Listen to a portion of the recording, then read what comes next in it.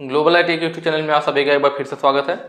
आज जो है हम लोग फिटर सेकेंड ईयर की जो हमारी थ्योरी की क्लासेस चल रही थी उसका जो है पार्ट 25 सॉल्व करेंगे। ठीक है, 25वां पार्ट सॉल्व करेंगे और जो मैं क्वेश्चंस करवाऊंगा इसका पीडीएफ और ऑनलाइन टेस्ट आप इस वेबसाइट पर जा करके बिल्कुल आसानी से पीडीएफ डाउनलोड कर सकते हैं और टेस्ट को भी दे सकते हैं।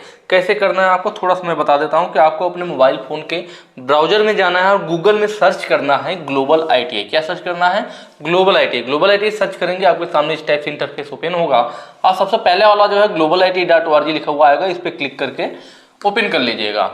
कुछ इस टाइप से नया टैब ओपन हो जाएगा आपके सामने और जो आपको ऑप्शंस दिख रहे हैं होम, हमारे बारे में, नई अपडेट, आईटीआई कोर्स, अगर आप फोन में इसको यूज कर रहे हैं तो ये ऑप्शन शायद नहीं दिखाई देंगे।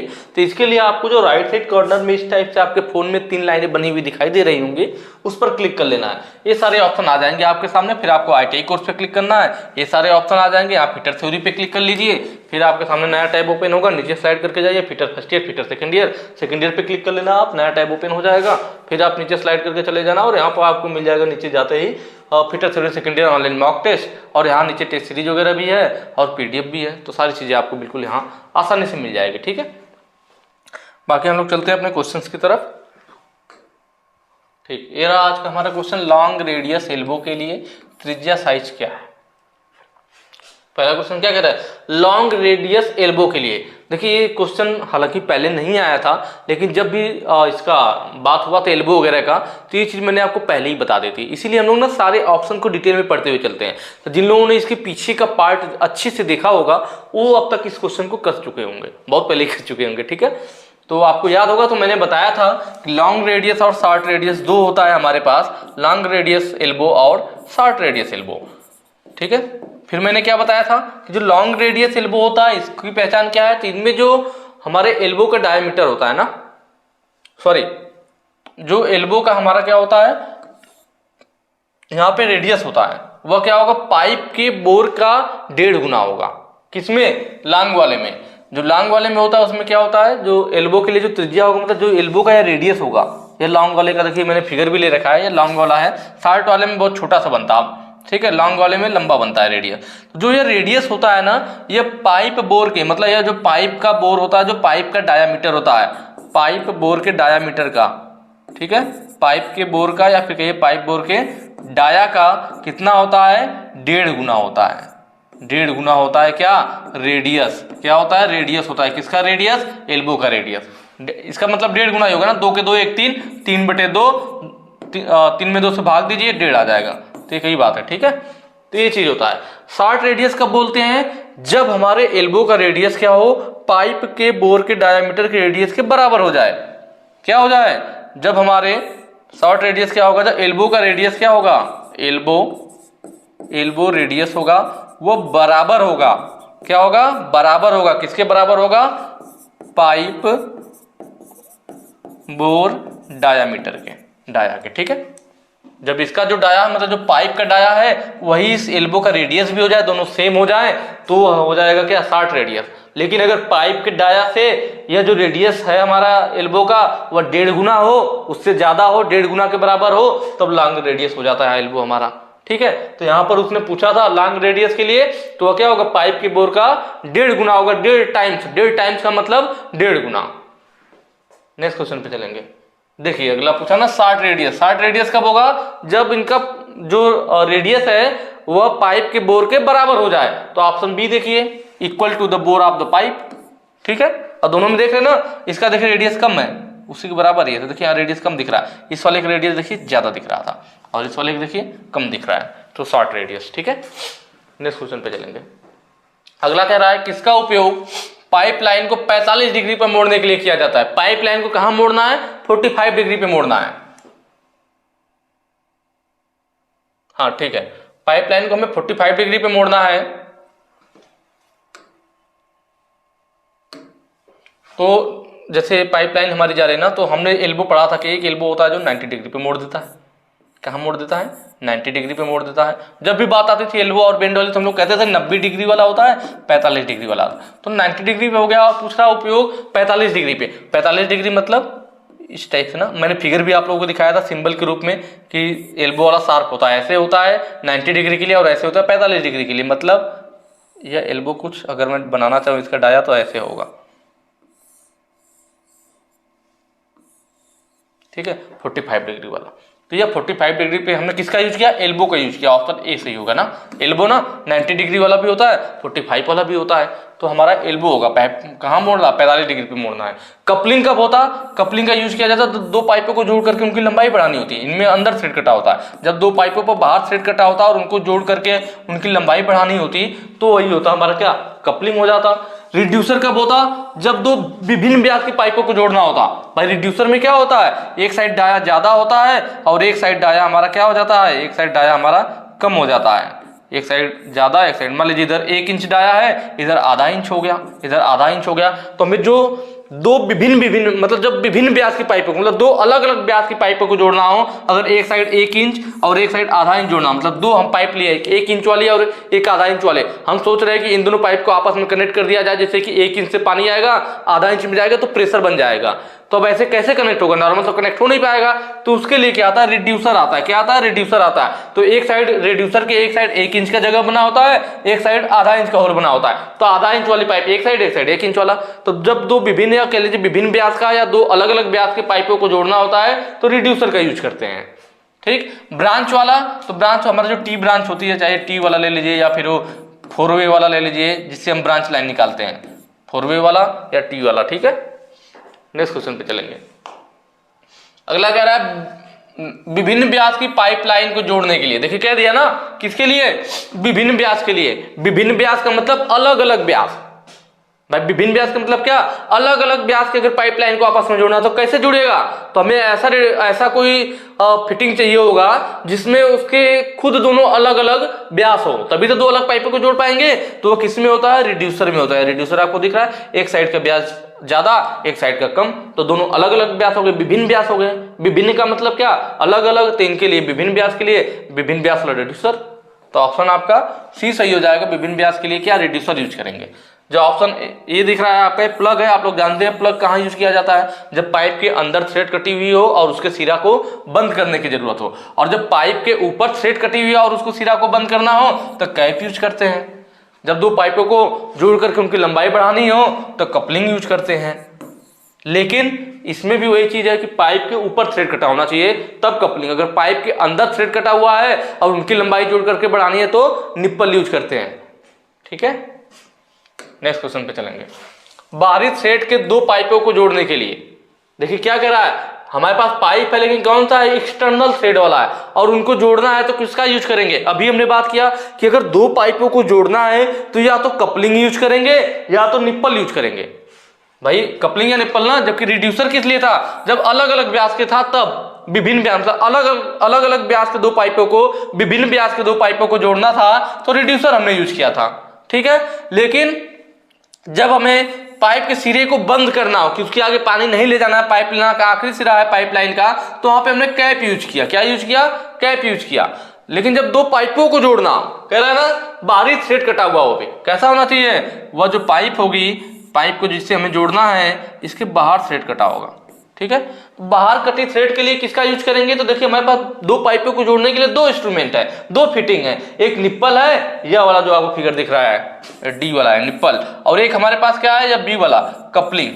ठीक है, तो कपलिंग कब जोड़ेंगे, कब निप्पल। तो मैंने आपको बताया था कि जो हमारी फिटिंग होती है, जो पाइप होता है, दोनों पे थ्रेड अगर विपरीत कटा होगा तभी आपस में जुड़ पाएंगे। विपरीत का मतलब अगर एक पे अंदर कटा है तो दूसरे पे बाहर कटा होना चाहिए, अगर एक पे बाहर कटा है तो दूसरे पे अंदर कटा होना चाहिए। तो क्वेश्चन के हिसाब से हमें चलना पड़ेगा।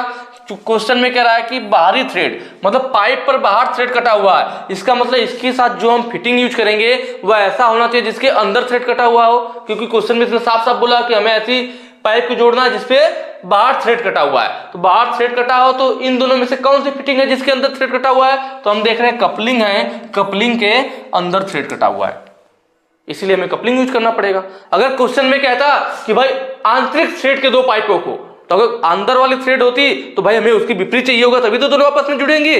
तो अब आंतरिक वाला अगर पूछ देता तो हमें मालूम है निप्पल पे बाहर थ्रेड कटा होता है। तो इसलिए थ्रेड पता होना जरूरी है कि कपलिंग में अंदर और निप्पल पे बाहर, किस पे अंदर कटा है किस में बाहर। यह कैसे होगा, फिगर याद रहेगा तुरंत समझ जाएंगे। इसलिए मैं बार बार कह रहा हूँ कि फिगर पे आपको फोकस करना है, याद रखना है। बंद होने के बाद भी नल से पानी टपकने के क्या कारण है कि हमने बंद कर रखा है नल को, फिर भी पानी टपक रहा है। नल को आपने बंद कर रखा है तब भी पानी टपक रहा है, मतलब यह नल है आपके सामने। हालांकि मैंने पहले भी क्वेश्चन बताया हुआ है कि यह नल है, यहाँ से पानी आएगा आपका। जब आप नल बंद कर दोगे तो वाशर यहाँ वाल्व सीट पर बिल्कुल अच्छे से बैठ जाएगा, पानी नहीं निकलना चाहिए। लेकिन आपने नल को बंद कर रखा है फिर भी पानी टपक रहा है। उससे पहले मैं आपको पार्ट्स के नाम बता दूं तब ज्यादा समझ में आएगा ना।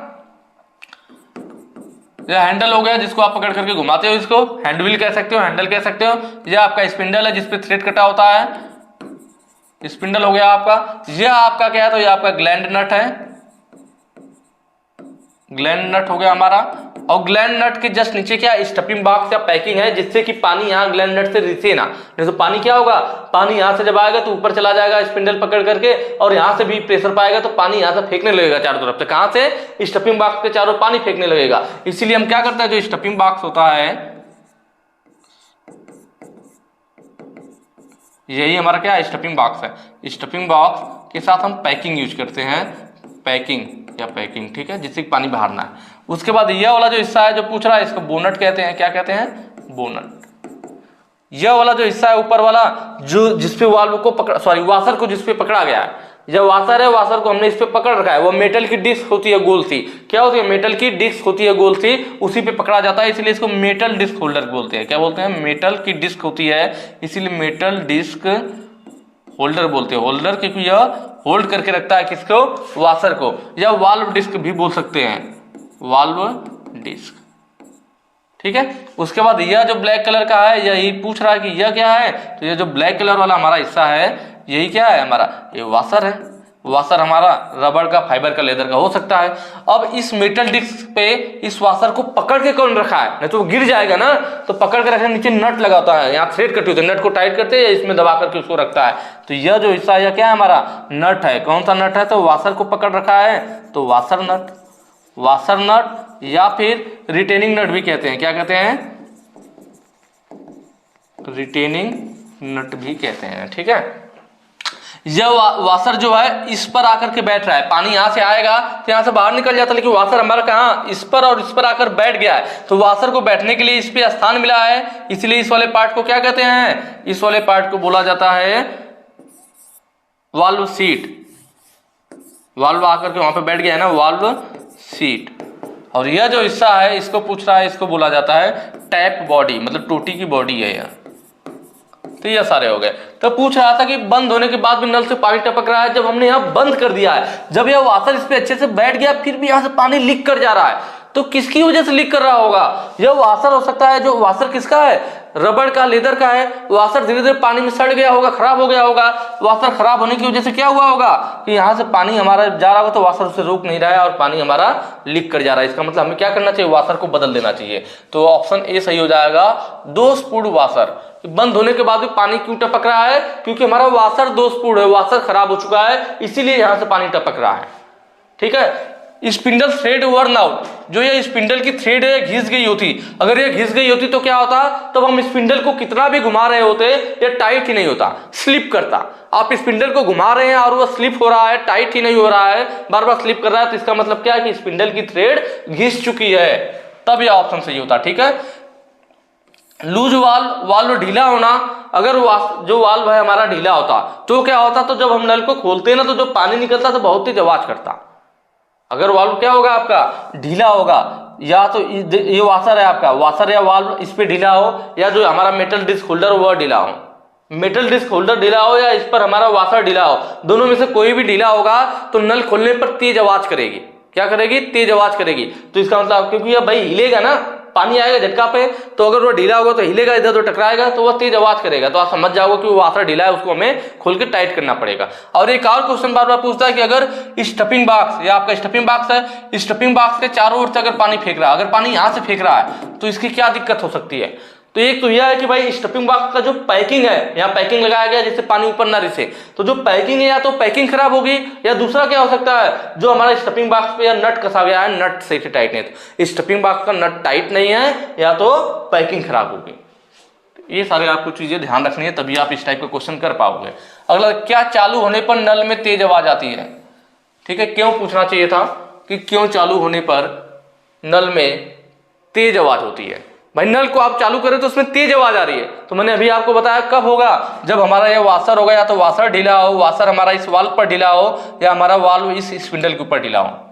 जो वाल्व है या मेटल डिस्क होल्डर है या वाल्व डिस्क है, यह ढीला हो, या इस पर हमारा जो वाशर लगा हुआ है यह ढीला होगा तो पानी प्रेशर से हिलेगा और आवाज करेगा, तो तेज आवाज कर रहा है। तेज आवाज क्यों हो रही है? क्योंकि वह ढीला है। तो ऑप्शन आप देखेंगे valve lose on spindle, spindle पर वाल्व ढीला होना, मतलब इस स्पिंडल पे जो हमारा वाल्व लगा हुआ है यह क्या है? ढीला है, इसलिए आवाज करे। तो ऑप्शन डी आपका सही हो जाएगा। ठीक है, नेक्स्ट क्वेश्चन पे चलते हैं। किस पाइप फिटिंग में 90 डिग्री पर शाखाएं व्यास में समान हो सकती हैं? 90 डिग्री पे शाखा चली जाए और व्यास में समान रहे। ऑप्शन ए जो आपको दिख रहा है, टी ज्वाइंट का फिगर ये हो गया। एल्बो ज्वाइंट का फिगर आपका यहाँ पे दे रखा है।